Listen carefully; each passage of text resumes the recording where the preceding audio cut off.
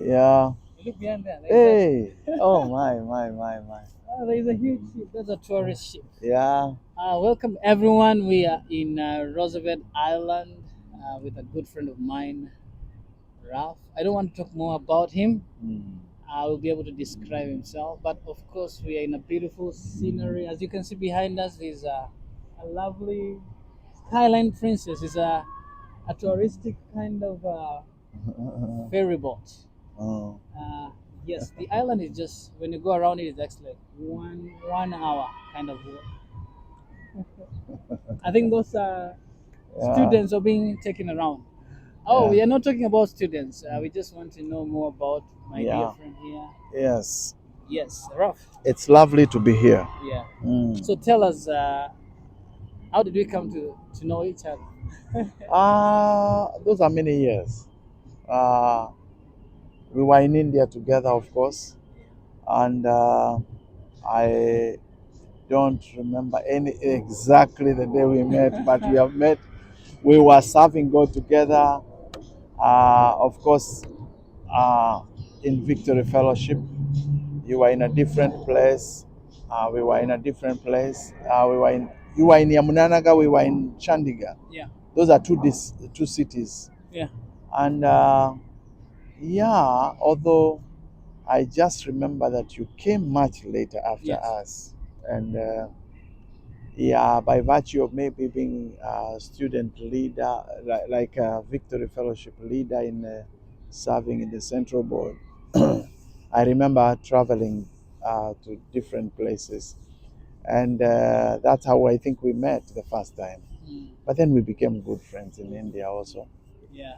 And I remember Yamunanagar, how you people, when we came to minister, how you would receive us and cook for us a lot of buffalo meat Yes. Yeah. and a suji And Suji. and some a lot of tea The and have Indians love tea. fellowship up to midnight. Yeah, that is Yeah. yeah. The Indians love tea, definitely. Yes. There they take buffalo's milk. Um, There is no eating cow. It's yeah. sacred to them. So I think most likely it will have been because I went to India in 2000. So really, Mm. we'll say like 20 years ago, Yes. and our friendship has grown It has grown. quite big as Yes. that time. Now I'm here. I'm in New York here visiting you. Yeah. Yeah. Yeah, It's we never knew that we'll be able to be in the other side of the world yes. Yeah. and It's still just the connect. mysteries of God that That's we find ourselves in a. Here we are doing an interview in a very halfway across the world. that's right. Yeah, but God is, the call of God will take us to many places Mm, where we never expected to find ourselves. that's right. So if I may Um, ask, how did you find yourself in India? how I found myself in India? Well, my elder sister was paying my school fees. Yeah. And I would say, okay, it's the act of God that the Lord spoke to me when I got saved Yes. and told me He would take me to a different country, a distant country, and He would keep me,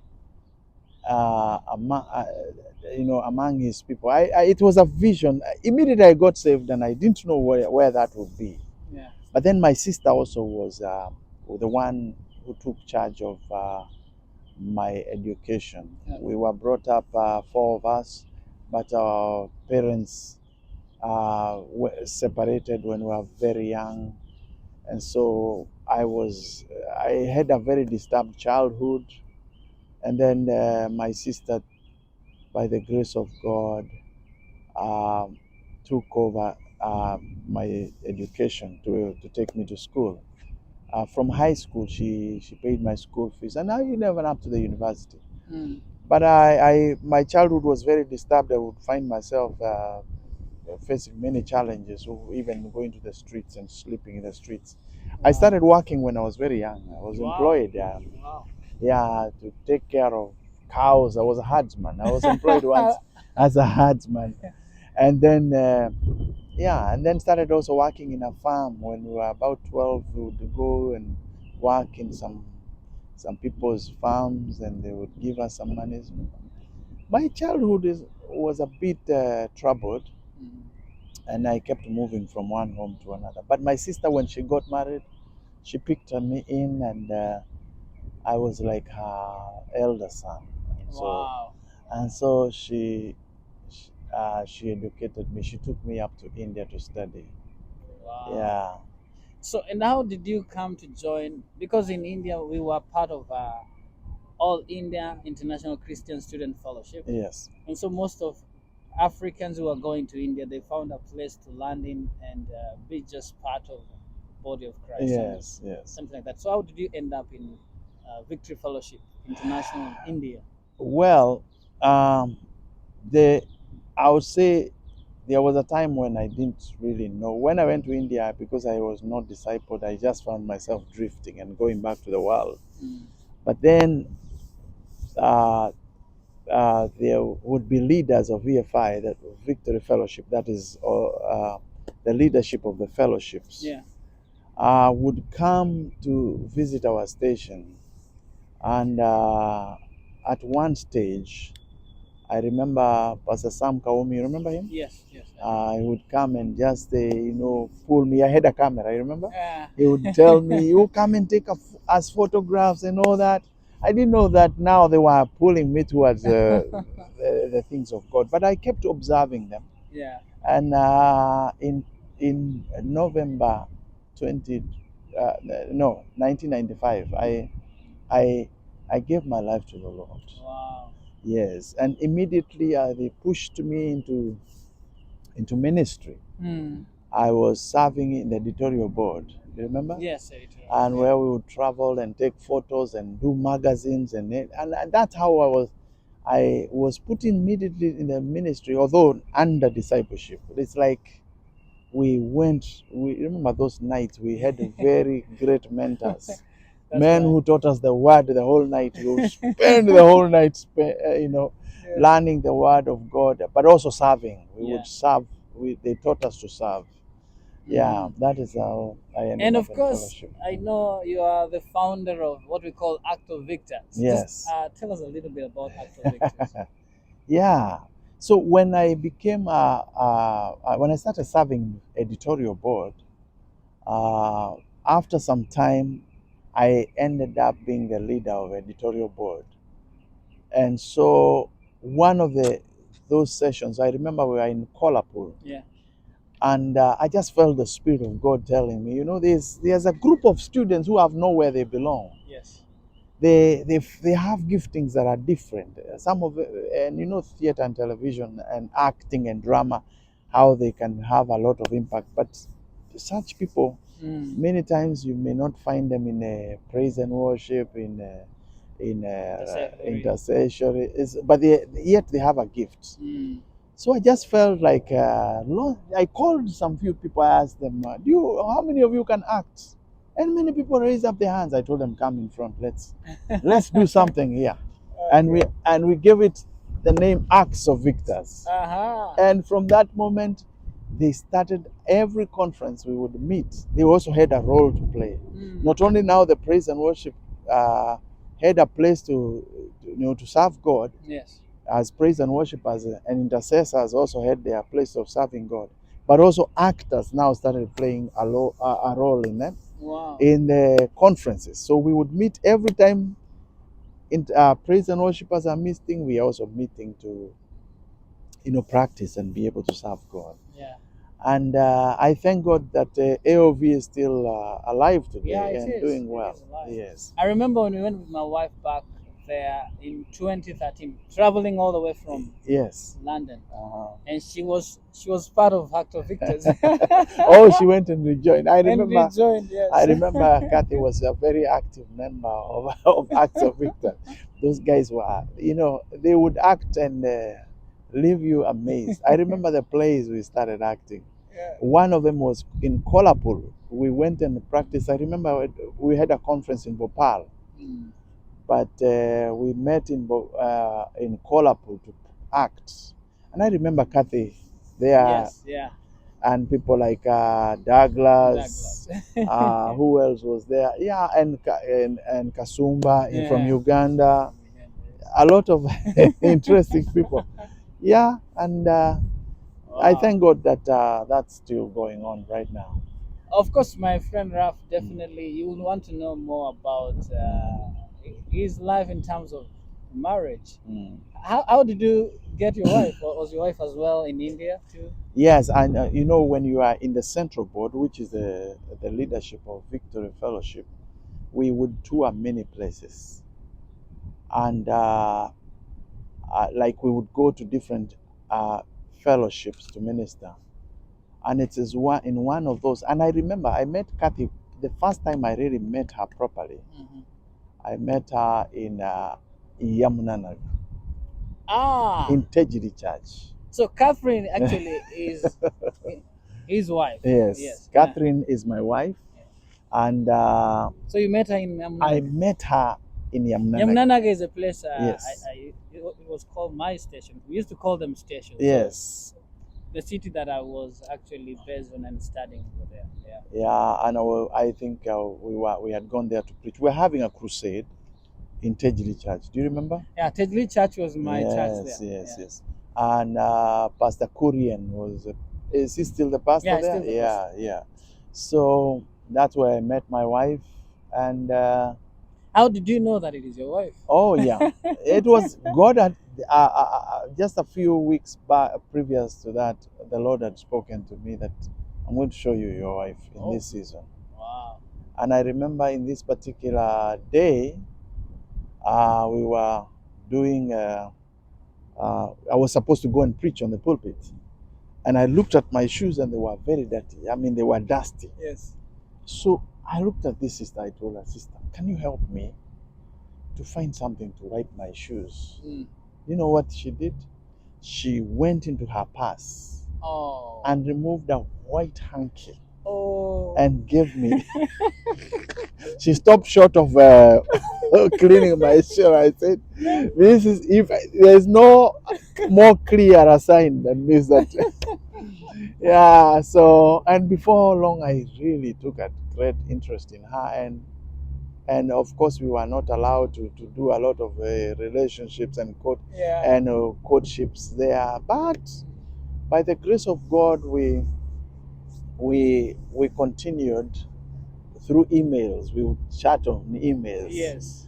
And yeah, in 2015, 2016, August 12th, we got married. Wow. Wow. Yes, yeah, those are when we are back now to Africa. To Yes, Africa. yes, Yeah. Just before we go to Africa, tell me, because you've been involved in reviving fellowships that were dead in India, a yes. number of them, and I think God has graced you in that particular area of just going to a place that need reawakening in terms of, because we have different, we have so many what we can call para churches, but we Yes. call them fellowships. Yes, yes. Just tell me, like, because I know you were in Chandigarh, but as Yeah, well. I initially was in Ludhiana, but the Lord told me I just felt like my grace of Ludhiana is over. So I went to Chandigarh. I was hosted by one brother called Negua there, Mm. and I realized there was no fellowship there. And so with another brother called Brian Buyungo, we just started gathering people slowly, slowly. And you remember it became a vibrant fellowship. Yeah. And it was a powerful fellowship. Yeah. And it had brought a lot of Ugandan. There, that time, the Ugandan students were the ones there. Mm. And many of them gave their lives to the Lord there. Then from there, I went to Delhi. Delhi, yeah. And in Delhi, I was in that place for. Excuse me. I hope you edit that. No worries. Yeah, it's part of telling you that it's a little bit chilly. It's springtime, but it's a little Yeah, bit it's a chilly. bit cold. Yeah. So I was that place, and again, the fellowship that was previously there just closed. The last students went, and I remember a couple that was the left in the fellowship. Mm. They called one single meeting, and they said now somebody whom they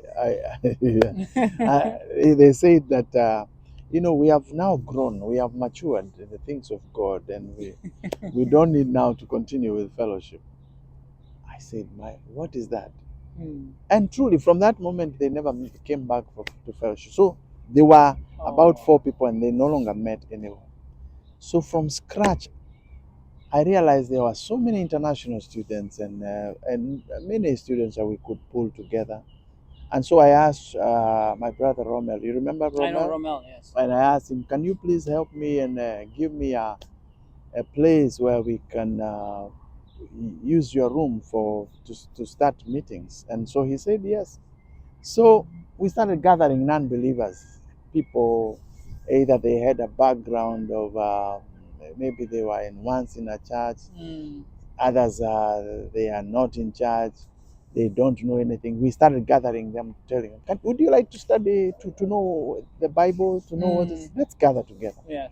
And lo and behold, with like a small room like this, it became a huge fellowship. Wow. And we could no longer meet there. We went to another place. We asked for a coffee shop, and we again filled that place, and we would now start meeting in other places. And by the time I left, the fellowship became very big, and it had all people from all nationalities. We had South Africans, Fijians, Indians, and Kenyans, and Ugandans, and even Tanzanians. Wow. And after some time, this when the Lord just spoke to me and told me, time is over now. You can't stay in India. I really went. Fellowship was very sweet there. Oh. And I had to leave that chapter and move on to Kenya. Wow. Yeah, I went back home. Yeah. So, just the next the part 2, when we say so. Yes. We're now talking about you're transitioning from India all the way to Africa. Of course, Kenya and Uganda. Yes. And maybe we'll share details more about on that. Yes. But before that, how long did you stay in India? And because we want to talk about the art itself, because you are also just not doing ministry in terms of rekindling fellowships, reviving them, God using you in that direction, working with the local pastors as well, and also being an elder in Victory Fellowship. Yes. You are also doing some artwork as well. Yes. So how did that start? Now you see, you must. So 2025 and then 1995. Yeah. When I came to the Lord, I reached a place where it became very hard because my sister encountered some challenges in Kenya, and she could no longer take care of me financially. Okay.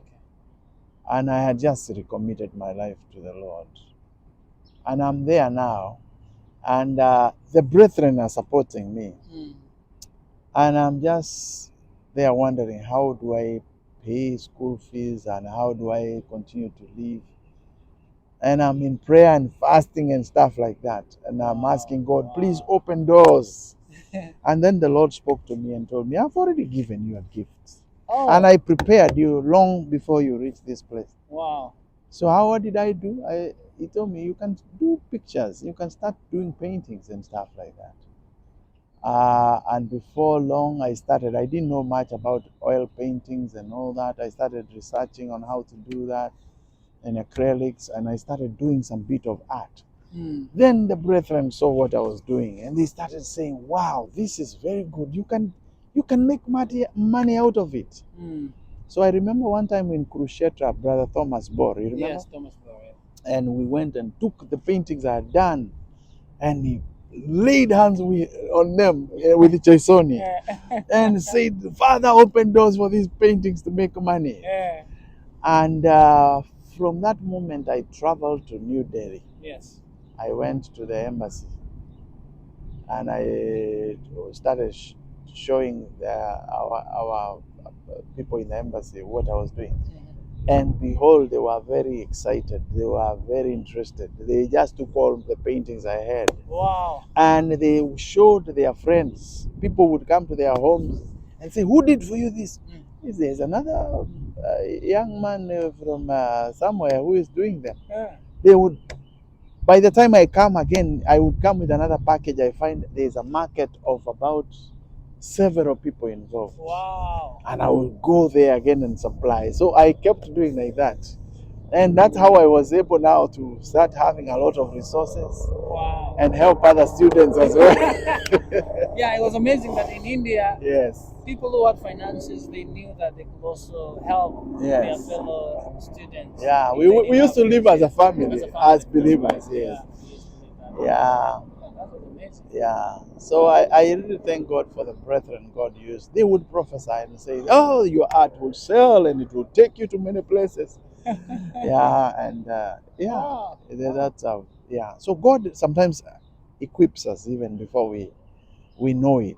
It's true. Yeah, I think we just need a revelation of what God can use at particular times. Exactly. Yeah. Wow. All right, part two, Mm-hmm. transitioning to Africa. We'll Oh, do that. yes. Okay. Okay.